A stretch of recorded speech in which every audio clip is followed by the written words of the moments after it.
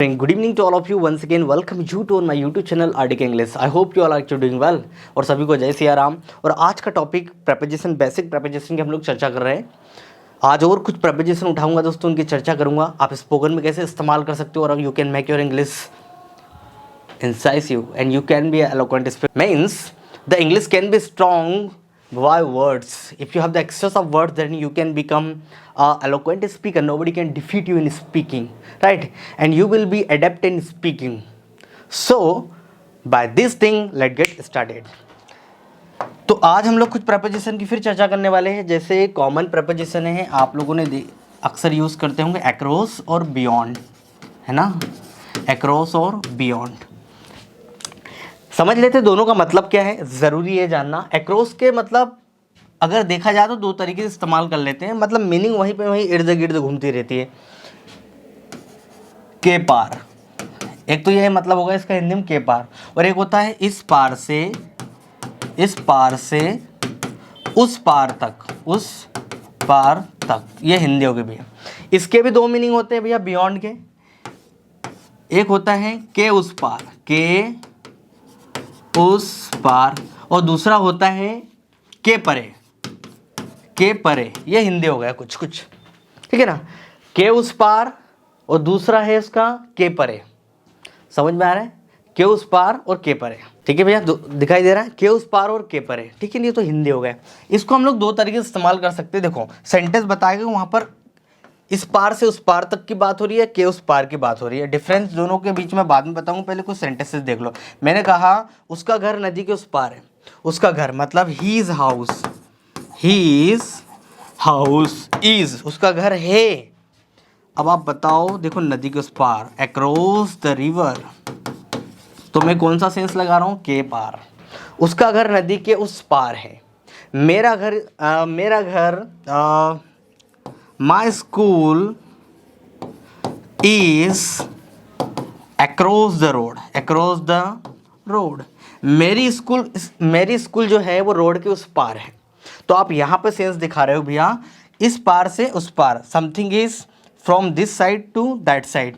तो कोई चीज़ अगर आपको मान लो कि आप इधर खड़े हो और आपको उस पार बताना हो, इस पार से लेकर उस पार बताना हो, तो आप जनरली अक्रॉस का प्रयोग कर सकते हैं। इन्हीं दोनों सेंटेंस में मैं बियॉन्ड का प्रयोग भी कर सकता हूँ। मैंने कहा देयर इज अ रिवर, एक नदी है, अक्रॉस द फॉरेस्ट, जंगल के उस पार एक नदी है। जंगल के उस पार क्या है? एक नदी है, ठीक है ना? मैं ऐसा भी कह सकता हूँ there is a river beyond the forest. दोनों ही सेंटेंस ग्रामेटिकली सही है। There is a river beyond the forest, there is a river across the forest.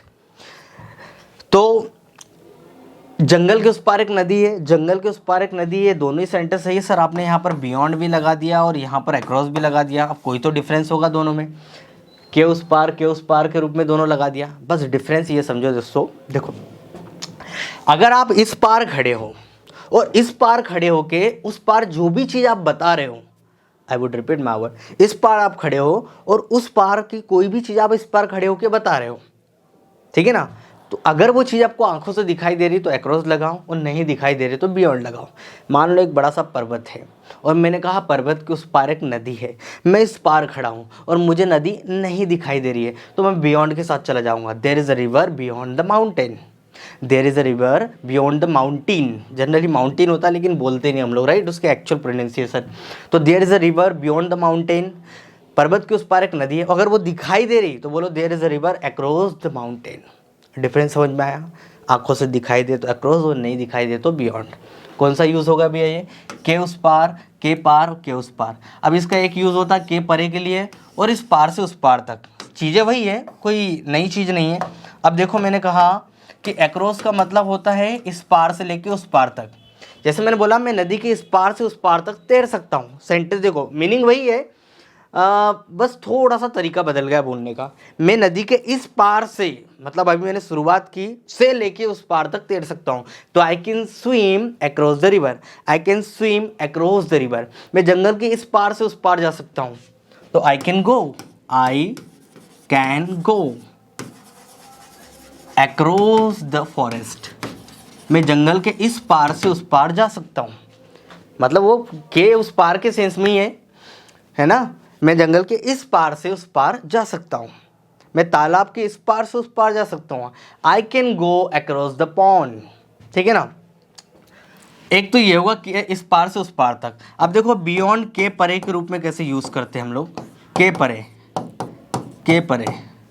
देखो ये सेंटेंस अक्सर आप बोलते हुए सुनते होंगे, यार कुछ चीज़ें ऐसी है, प्राकृतिक घटनाएं ऐसी है जो साइंस के परे हैं। मतलब साइंस उसको समझा नहीं सकता, साइंस उसको एक्सप्लेन नहीं कर सकता है। तो कुछ ऐसी चीज़ें जो किसी व्यक्ति, इंसान या किसी चीज़ से परे हो, जो आपको बिल्कुल भी समझ नहीं आ रही है आसानी से, उसको आप एक्चुअल में बता ही नहीं रहे हो, आप बता ही नहीं पा रहे हो कि इसका एक्चुअल में कनेक्शन कैसा है। आप उसको सोल्व, या ऐसा बोल दो कोई चीज़ बाइजेंटाइन है, आप उसको सोल्व भी नहीं कर पा रहे हो। और अगर आप उसको सोल्व नहीं कर पा रहे हो तो वो आपके परे है, मतलब समझ के परे। जब आपको दिखाना है वो चीज़ आपकी समझ के परे है तो आप लगाओगे बियॉन्ड। तो this is beyond the science. अगर मुझे बोलना this is beyond the science, तो कोई चीज़ अगर साइंस सोल्व नहीं कर पा रहा है तो वो साइंस की सोच से परे हैं भैया, ठीक है ना। This is beyond the science. जो कुछ भी तुमने कहा वो मेरी समझ में नहीं आया, मतलब मेरे दिमाग के परे है। What ever you said is beyond my mind. क्या बोला मैंने, वट एवर यू सेड, जो कुछ भी तुमने कहा है, इज बियॉन्ड माई माइंड, भैया मेरे दिमाग के परे है। जो कुछ भी तुमने कहा वो मेरे दिमाग के परे है, ठीक है ना।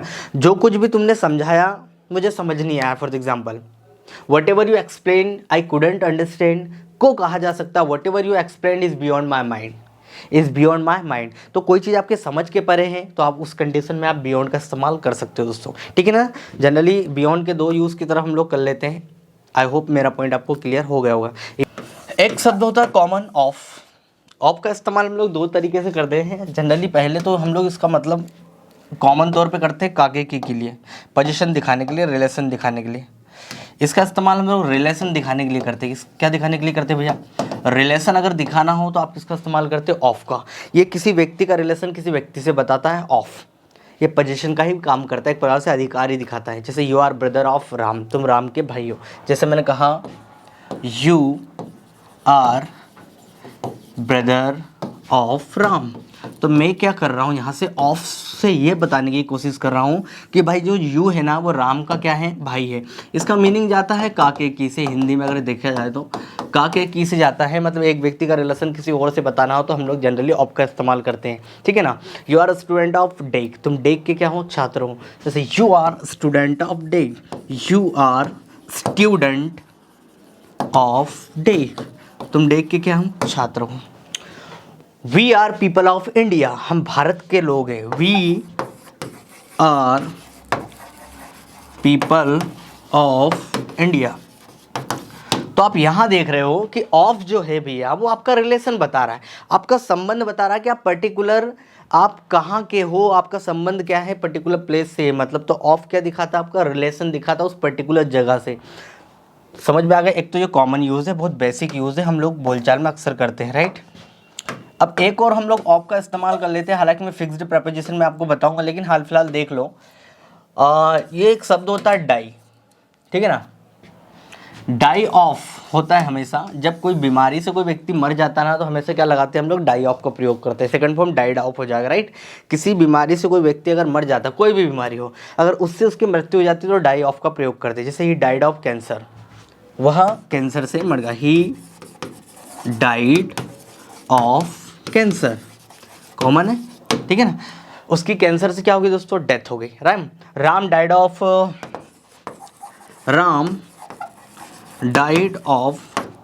फीवर।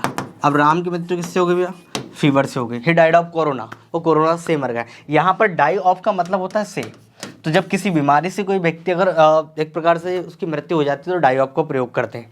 अगर मुझे ये कहना है कि किसी व्यक्ति की मृत्यु बीमारी से नहीं होती है, लेकिन वह व्यक्ति उस बीमारी से पीड़ित है, अभी मरा नहीं है, बेड पे लेटा। जैसे फॉर एग्जांपल ये बंदा कैंसर से मर गया, अगर ये नहीं मरा और बेड पर लेटा हुआ है तो वो सफ़र कर रहा है। तो सफ़र के साथ हम लोग जनरली फ्रॉम रखते हैं। क्या रखते हैं, एक सफ़र वर्ड होता है जिसका मतलब होता है पीड़ित होना या उस चीज़ से गुजरना, उसके साथ हम लोग फ्रॉम रख देते हैं।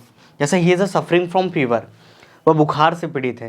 He is a suffering from cancer, वह कैंसर से पीड़ित है। He is suffering from cancer, अब वो किससे पीड़ित है भैया? कैंसर से पीड़ित है। तो ये कॉमन यूज़ होता है और ये बचपन से हम लोग सफ़र फ्रॉम का इस्तेमाल करते आए।